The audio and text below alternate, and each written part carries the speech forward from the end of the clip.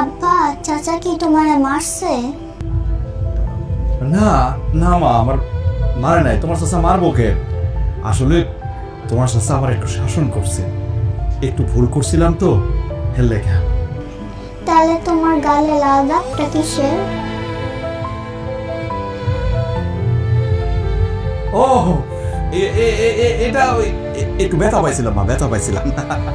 মায়ের মিশা ওটা করে লাভ কি তোমার? যাও খাবার খাও যায়। লতা, আমি যে শিয়াবের হাতে চর খাইয়া সারাদিন কিচ্ছু খাইলাম না, শিয়াব কি আমারে মারার পর ও খাইছে? ওর গলাটা খাবার নামছে। তোমার ভাই না খাওয়া রয়েছে তো তোমার জন্য। সে বড় বোয়াল মাছাই না তার শ্বশুরের সাথে এক লগে বসে বসে আরাম করে খাইছে, খাইয়া তারপরে তার বউয়ের লগে আরাম করে ঘুমাইতেছে।